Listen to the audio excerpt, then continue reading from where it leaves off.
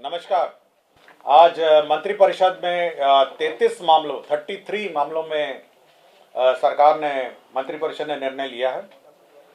सबसे पहला निर्णय जो महत्वपूर्ण निर्णय है, सरकार ने कंकड़बाग जो स्पोर्ट्स कॉम्प्लेक्स है, कंकड़बाग स्पोर्ट्स कॉम्प्लेक्स है, उसमें शंकरा नेत्रालय फाउंडेशन को लीज पर 99 वर्ष लीज पर ₹1 टोकन मनी पर देने का निर्णय लिया है।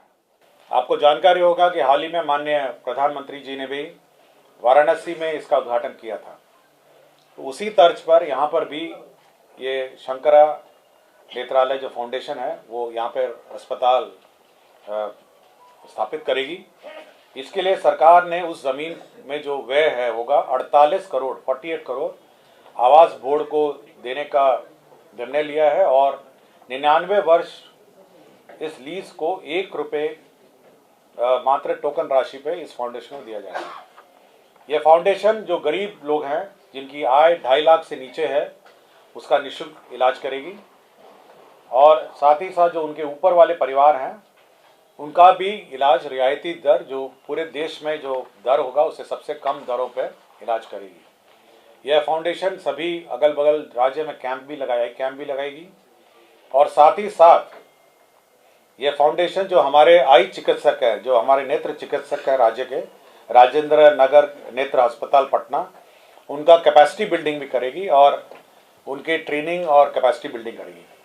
तो एक ये शंकरा आई फाउंडेशन इंडिया द्वारा यह जो अस्पताल है यह स्थापित होगा और जल्दी इसका कार्यकलाप शुरू होगा। तो एक महत्वपूर्ण निर्णय है आई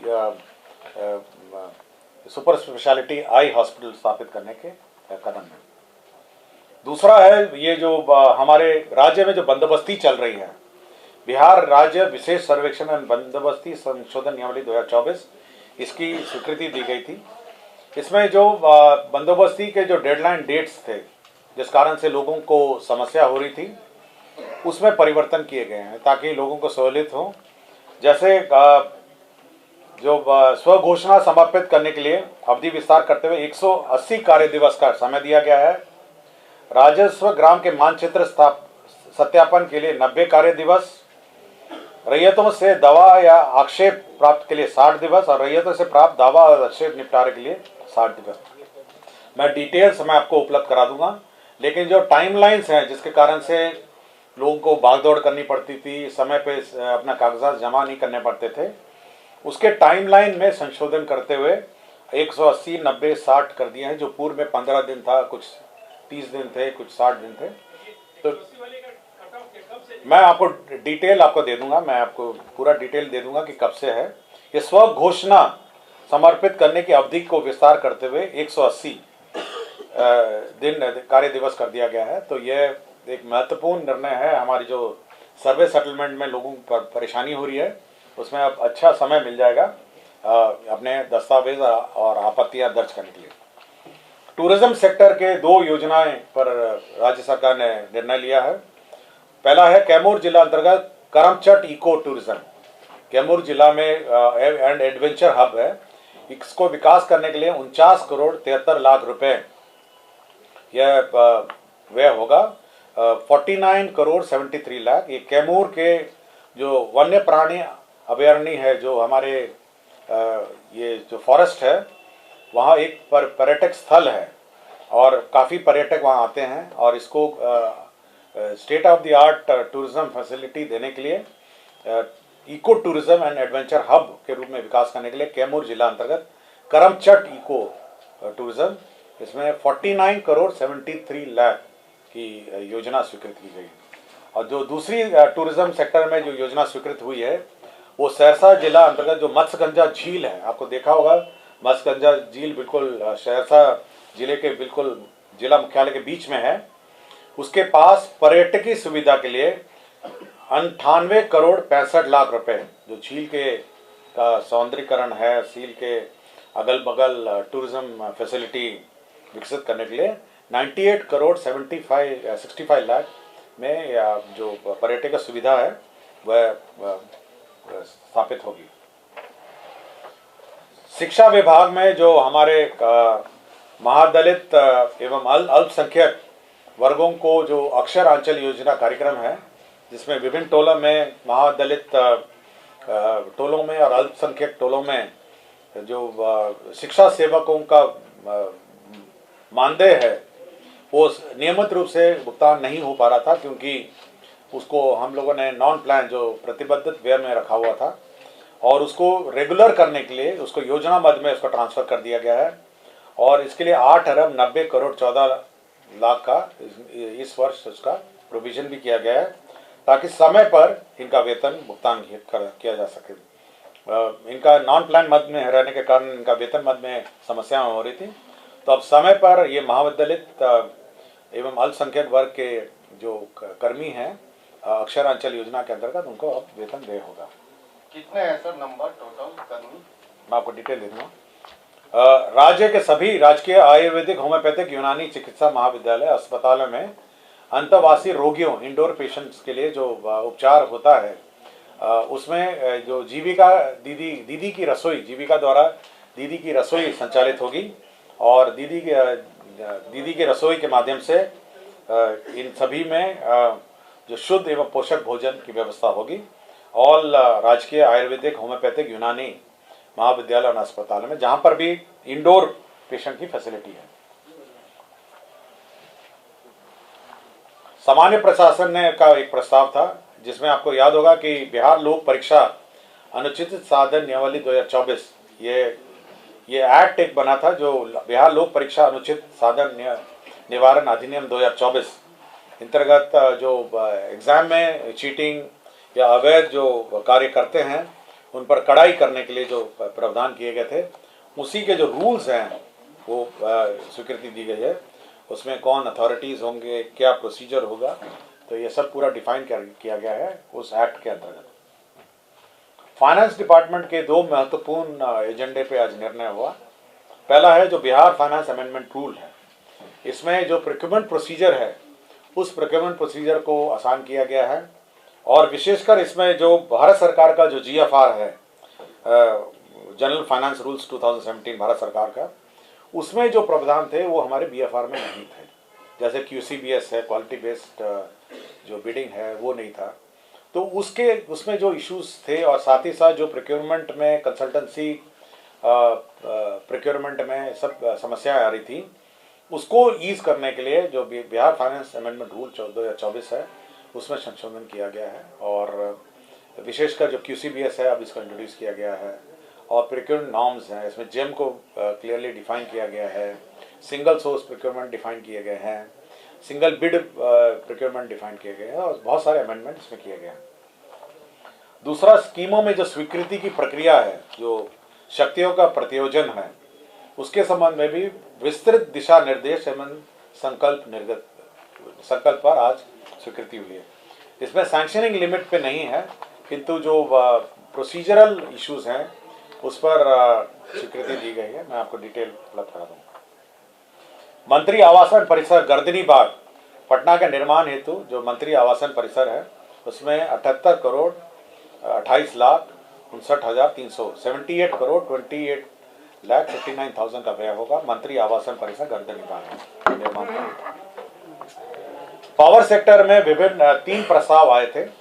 उसमें पहला है north Bihar power distribution company limited के क्षेत्राधीन जिलों के अंतर्गत 42 अदद 33/11 kVA 2/10 MVA क्षमता के नए विद्युत शक्ति उपकेंद्र तो सब स्टेशन बनेंगे, जिसमें 454 करोड़ 53 लाख रुपए व्यय होंगे। ये सब स्टेशन का व्यय होगा। दूसरा है 74 अदद 33 kVA फीडर जो ACSR वुल्फ कंडक्टर से R&M करने के लिए, बेसिकली कंडक्टर रिप्लेसमेंट है। 135 करोड़ 67 लाख रुपए इसमें व्यय होंगे। तो कंडक्टर रिप्लेसमेंट 74 कंडक्टर रिप्लेसमेंट है। और तीसरा है आपका नॉर्थ बिहार में क्षेत्राधीन विभिन्न अंचलों के अंतर्गत 295 किलोमीटर के 29 अदद 33 kVA नए लाइन निर्माण, जिसमें 82 करोड़ 55 लाख रुपए व्यय होंगे। तो 3 प्रपोजल्स हैं एनर्जी सेक्टर के, जिस पर राज्य सरकार ने स्वीकृति दी है। पथ निर्माण विभाग के भी प्रस्ताव आए हैं। पथ निर्माण विभाग के दो प्रस्ताव थे। इसमें पथ प्रमंडल हिलसा अंतर्गत हिलसा नूरसराय किलोमीटर 0.0 से किलोमीटर 18.98 तक कुल 18.98 किलोमीटर का चौड़ीकरण एवं मजबूतीकरण कार्य है। इसमें 139 करोड़ 99,07,000 रुपये व्यय होंगे और ये SH4 है और ये SH4 से प्रारंभ होकर करियावा, थरथरी, आस्था, करजामा, गौरपुर, सालेमपुर आदि जगहों होते हुए नूरसराय, चंडी, सोरसराय पथ 10वें किलोमीटर तक जाती है। तो एक ये पथ का स्वीकृति हुआ है। पथ प्रमंडल सुपौल में renovation work of Indo Nepal border road Saraigarh Gardiha चौक से रिफ्यूजी कॉलोनी यह स्वीकृत हुआ है। इसमें जो विचाराधीन 2 लेन पथ का निर्माण इंडो नेपाल बॉर्डर पथ परियोजना के तहत किया गया था। पथ का DLP समाप्त होने के बाद जो लाइफ उसका समाप्त होने के पश्चात इसका अनुरक्षण पथ प्रमंडल सुपौल द्वारा किया जा रहा है। वर्तमान में NH 106 का कार्य प्रगति में है, जिसके कारण से सिलीगुड़ी तथा पटना की तरफ से नेपाल बीरपुर जाने वाले भारी वाहनों का आगमन इसी पथ से होता है। तो इसी के रख रखाव और इसके का रेनोवेशन का कार्य किया जाएगा। शिक्षा विभाग एक प्रस्ताव था। आपको जानकारी होगा कि सिन्हा लाइब्रेरी रोड में एक छोटी सी लाइब्रेरी है, सिन्हा लाइब्रेरी, जहाँ बच्चे पढ़ते हैं लाइब्रेरी में बैठ के कॉलेज के और विभिन्न कॉम्पिटेटिव एग्जाम में। ये शिक्षा विभाग के अधीन है। अब इसमें इसी कैंपस में एक G+7 का एक विशाल एक बहुत बड़ा लाइब्रेरी होगा। इसमें लाइब्रेरी होगी, कंप्यूटर लाइब्रेरी होगी, लड़कियों के लिए अलग फ्लोर है, लड़कों के लिए अलग फ्लोर है। साथ ही साथ लाइब्रेरी का विस्तार है, कैंटीन है और इसमें कम से कम 2-3 हज़ार बच्चे किसी भी समय यहाँ पे लाइब्रेरी का उपयोग कर सकते हैं और ये देर रात तक खुलती है और ऑलमोस्ट साल के सभी दिन ही खुलती है। तो एक अच्छा सा एक लाइब्रेरी हमारे सेंट्रल लाइब्रेरी बच्चों के लिए, स्टूडेंट्स के लिए होगा G+7 का और इसमें 67 करोड़ 60 लाख 47 हज़ार रुपये इस पर व्यय होंगे। जल संसाधन विभाग में भी योजनाएं स्वीकृत हुई थी। इसमें 2 योजना स्वीकृत हुई है। इसे पुरानी गोवारी वियर के स्थान पर नए गेटेड RCC वियर का निर्माण कार्य, प्राकृतिक राशि है 96 करोड़ 80 लाख 26 हज़ार प्रशासनिक स्वीकृति है। तो ये लल बकेया नदी पर पूर्व से निर्मित वियर ढाका नहर परियोजना के नाम से जाना जाता है। इसी में ये योजना का कार्यान्वयन होगा। दूसरा योजना है दोन शाखा नहर के 0.0 किलोमीटर से 93.75 किलोमीटर तक पुनर्स्थापन कार्य, प्राकृतिक राशि 76 करोड़ 40 लाख 95 हज़ार रुपये। यह दो नहर तिरहुत मुख्य नहर के 2.04 किलोमीटर बायां से निस्सृत है तथा इसकी कुल लंबाई 93.75 किलोमीटर है एवं अंतिम छोर से नेपालपुरी नहर तक घोड़ा साहन शाखा नहर निकलती है। तो इसी पर यह निर्मित होगा। मंडल कारा अरवल भवन का पुनरीक्षित प्राक्कलन आया था, जिसमें 38 करोड़ 31 लाख 21 हज़ार रुपये व्यय होंगे। स्वच्छ भारत मिशन और लोहिया स्वच्छ बिहार अभियान है।